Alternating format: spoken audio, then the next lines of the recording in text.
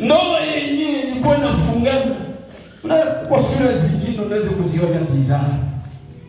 Nasema tu ni Mungu tu. Lakini neema itakupatia vyote. Chapia wana makofi kama. Tuko tunazungumzia somo ambalo linasema kama uko mtoto wa Mungu usisahau nafasi Mungu amekutosha. Si ni vile? Mwambie tena mwenzako ile somo. Labda ametukuta njia, mwambie tena yeye pembeni.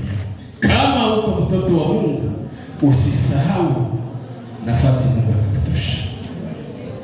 Sisikie mnasema. Kama haujui ongea hata lugha yako ya asili kama ndio uko nayo. Kama Kinyarwanda, Kiarusha, Kiingereza, Kiswahili, Mashi, umwambie lugha hiyo unajua tu. Kwanza ni neema isikie nayo. Yusa hajua lugha yako, mwambie hayo. Haleluya. Mwambie kama uko mtoto wa Mungu usisahau nafasi Mungu amekutosha. Ndio tulisema tushuhudie kila mtu jinsi alikuwa na kiroho na kimwili ulikuwa hoi. Lakini Mungu amekutengeneza. Haleluya. Niko jinsi nilivyo ni kwa neema ya Mungu, uko vile ulivyo ni kwa neema ya Mungu. Tangu mwezi wa kwanza mpaka leo mwezi wa 12 bado hapo nakimbia. Sio na mwenzako hapo. Mwanani tena unaweza nienda Kampala Mungu alishashuka zamani. Maneso tusaidie. Ndio maana kama ungali unaona unatembea juu ya udongo umshukuru Mungu. Juu kesho wewe utakanyagia. Sasa hivi ungali na neema ya kuikanyagia. Ruka na ushukuru Mungu. Amen amen.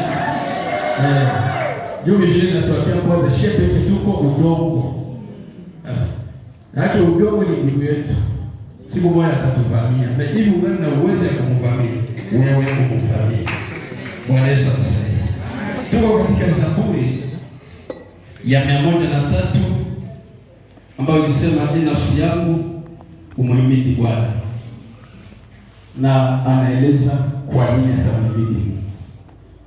Anaeleza jinsi Mungu amemsamehe. Anasema hata na vyote vilivyomo ndani yake vimhimidi Bwana. Ni Daudi. Amen amen. Hatutafanya revision ya jana. Tusome Kumbukumbu la Torati sura 8:11 hadi 14. Mwalimu tena kama umepata tusaidie kusoma. Sura 8 mstari ule wa 11 hadi 14.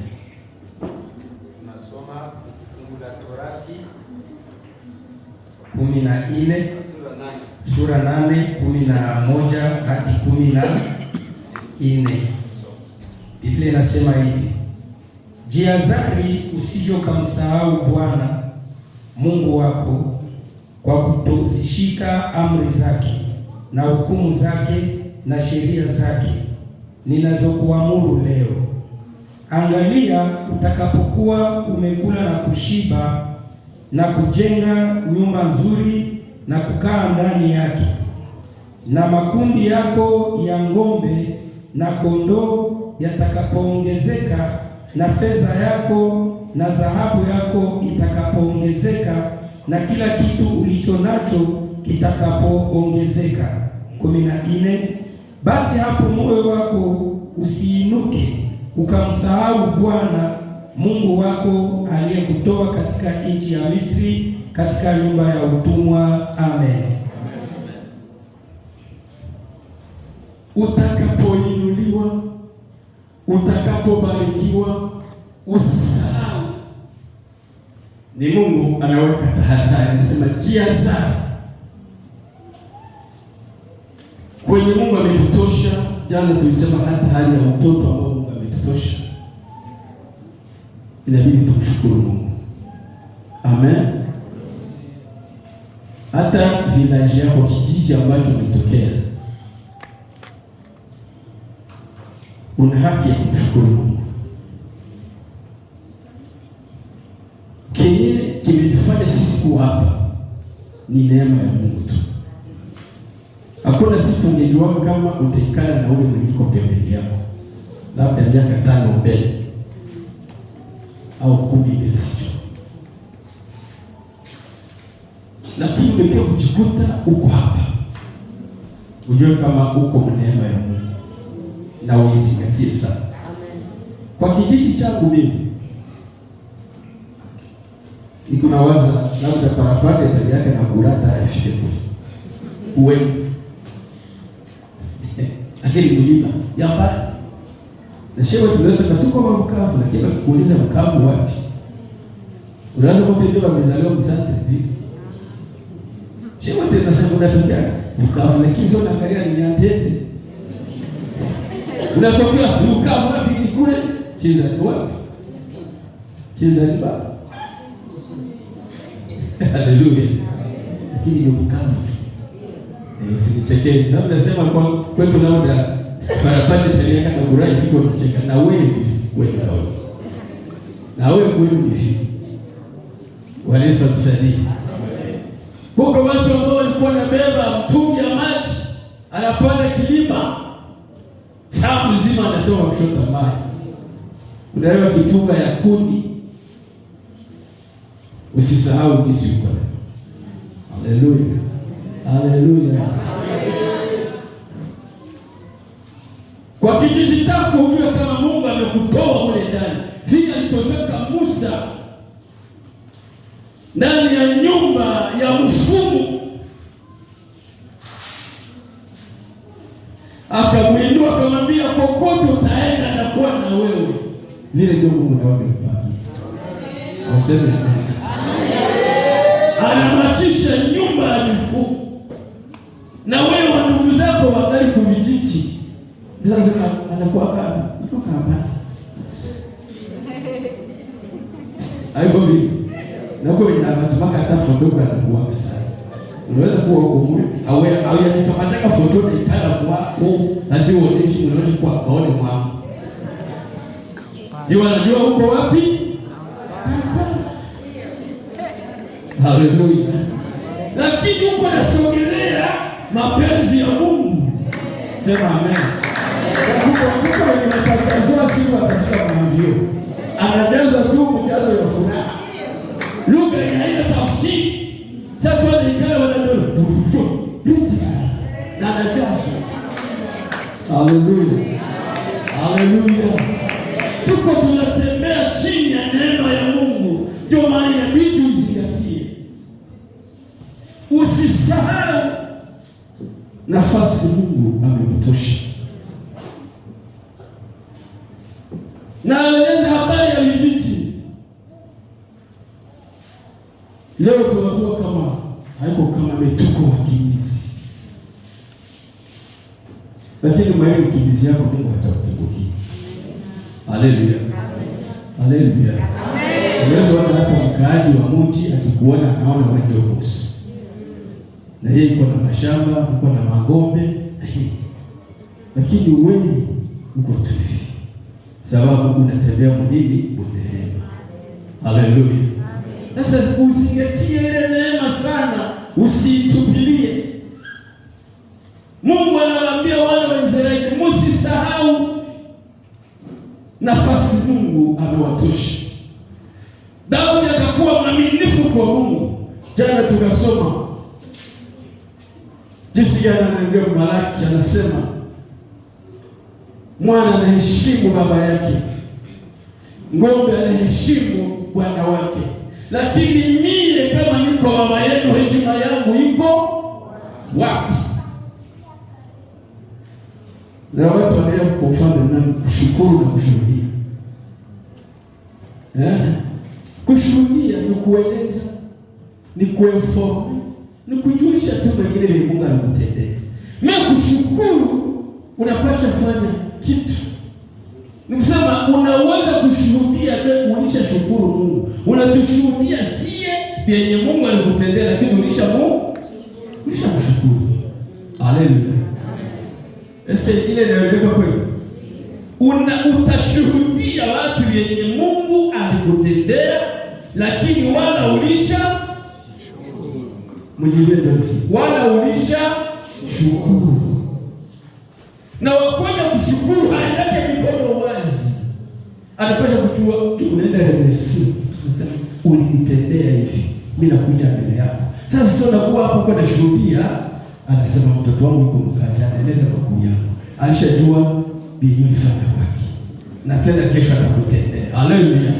Tukue najua kushukuru Mungu.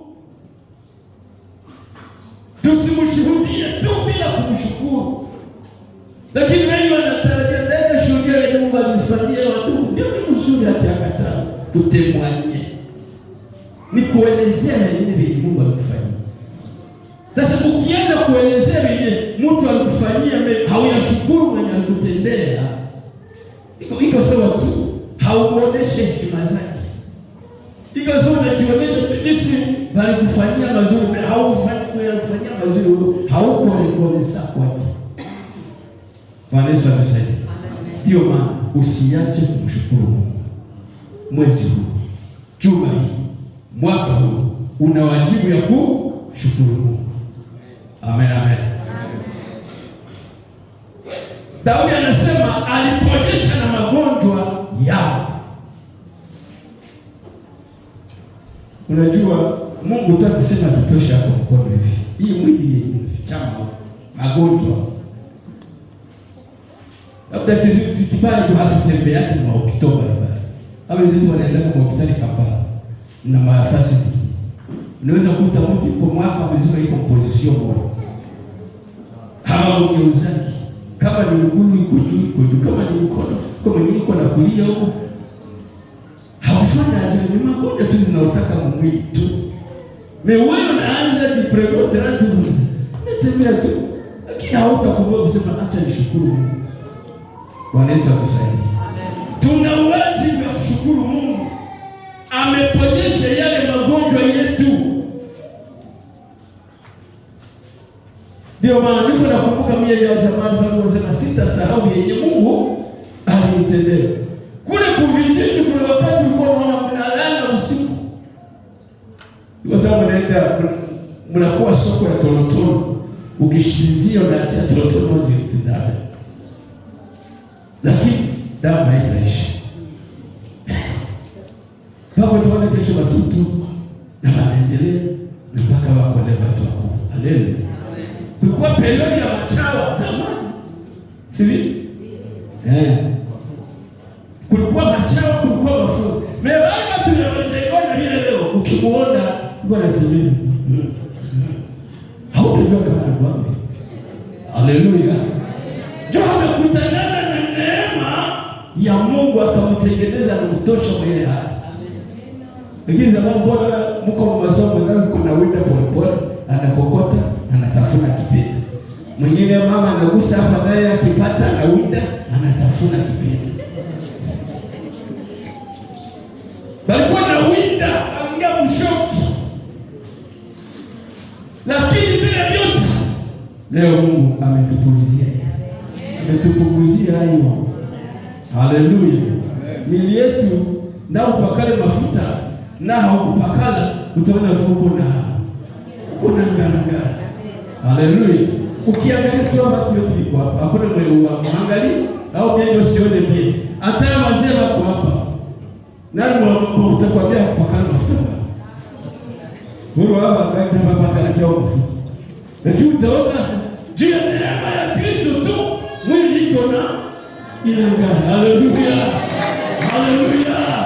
Ile ndio mali tuko nayo ndani ya Kristo. Kwa wakati wengine wanaingia mfereji na yale matope ya ajali wanakuta yote yale matope. Mungu lazima anaangalia. Sababu imefika chini ya leo. Usisahau Mungu. Haleluya. Chakula ile tulikuwa nakula haingeturuhusu tupate sante ya bien. Kuna vilajo nyingine unakuta wanakuangalia ndagara na pilipili mingi na mai mingi. Wanakuwa kwa pimatu ndio wanaenda pimatu. Ukipata fasi ya mafuta ni neema. Maharagi za zamani zinalala tu kwa moto, hakuna ya ukalanga. Yeye leo unatia mayapishe hivi lakini hapa. Walikuwa tunaipiga uchungu ya asili. na mabaratia na mihogo au mandizi, na unakula makuta na afya ya watu iko pia. Haleluya. Na sasa shida leo ukikosa mafuta sasa hakuna maana sina mafuta. Si vile? Kule kwenye Mungu alitutosha. Alikuwa ametuwekea akiba ya baraka hizi tunavuna leo. Lakini natungali mjini na huyazifikiria. Mungu akupe neema uzifikirie. Haleluya. Akupe neema uzifikirie. Wenzetu waliwaahidia wakatembea Mkanani, wanaingia mchana kwenda Kanaani. Wachache wakaingia, mema mingi ndio waliingia mjana. Lakini Mungu wakusaidia usifikirie jambo. Waambie Mungu, ninataka nifikirie ahadi zako. Na kusudi hakifikirie zile ahadi, jifiche chini ya neema ya Mungu. Haleluya. Usisahau nafasi Mungu amekutosha. Kumbukumbu la Torati, Mungu anasema hivi. Utakapokuwa umekwisha kula na kushiba na kusaza, ng'ombe zako zitakapokuwa zimeongezeka, vitu vyako vitakapokuwa vimeongezeka, usisubutu kumsahau Bwana Mungu wako. Unaweza shote tuko sawa? Tuko shote sawa. Kila moja Mungu anamwekea kikadiri ya neema ya maisha. Haiko vile. Huyu koloke mimi kolao na kila mtu iko na yake. Hatuna age moja, hatuna taille moja, hatuna mabilos moja, hatuna sura moja. Kila mmoja Mungu amemwekea neema ya kutembea jinsi alivyo, anakutana tu mkono ya Mungu. Kama anaweza kuzerwa sema kama mgonjwa ndio mwingine anatendeka wa mgonjwa. Mwingine anasema ulikile kwa unene, mwingine anasema nipate tu wa unene, malaria inaweza kubeba hapo ninachia kidogo. Haleluya. Wewe mwingine anasema kile hapa. Kila mmoja na neema ambayo Mungu amemwandalia. Mbele mwenzako tulia. Haleluya. Utulie, usisikie sasa unahangaika, unababaika. Bado neema ya Mungu iko. Na ni wakati ambao tunasogelea kuvuna zile baraka ambazo Mungu ameandaa katika maisha yetu. Bwana Yesu atubariki sana. Katika maisha ya imani pia, hata kwa hali ya kiroho tulikuwa mbali sana. Kwa hali ya kiroho Mungu amekupandiza ngazi nyingine. Kwa walitoka kwetu tunakuta hakuwa na hiyo hapo ile ngazi kwa hapo leo. Sasa fanya maisha kuzingatia neema ya Mungu, usipoteze. Amen. Kama Mungu amekuita umtumikie, usimtumikie mgumu wa hiyo huko ingine huko. Jitoe kinagana katika mapenzi yake. Kama ni kuimba imba, kama ni kuomba omba, kama ni kuhubiri hubiri. Ile kazi yako ndio itakupatia mlango, utapasua njia kwenye hapo kukua njia. Na ukizembea utakuwa blokaji wewe pekee wa maisha yako, lakini Mungu hakuwa anataka ukue bloki. Ndio maana tumikia Mungu kwa kipindi hiki. Mungu wetu atubariki sana. Usisahau nafasi Mungu amekutosha. Una wajibu ya kumshukuru, una wajibu ya kumuabudu, na wajibu ya kumshuhudia yale yote ambayo amekutendea, ili kwamba utemanyie makuu yake ambayo anaendelea kutendea. Usisahau. Simama tuombe. Ninajua kitu moja na kurudisha nyuma unachoka kiimani. Lakini ukikumbuka kwenye ulikuwa na kwenye ulitoka. Uko wenyewe wanataka hata kufika hapa, hata fika mimi Mungu alikuongoza. Ule Mungu mwenyewe kufikisha hapa. Na vingine vile hayakufanyia, ukuwe na imani kama atakufanyia. Amen. Ukuwe na imani. Hii maombi tuko naomba hapa haipite ule. Tunataka ushuhuda ionekane. Sasa usikuwe blokiwe, usikuwe blokaji wote kwa vitu yako. Unatoka kuomba kisha tena unaenda kule nyuma na dunia unachafuka. Ambia uchunge utakaso.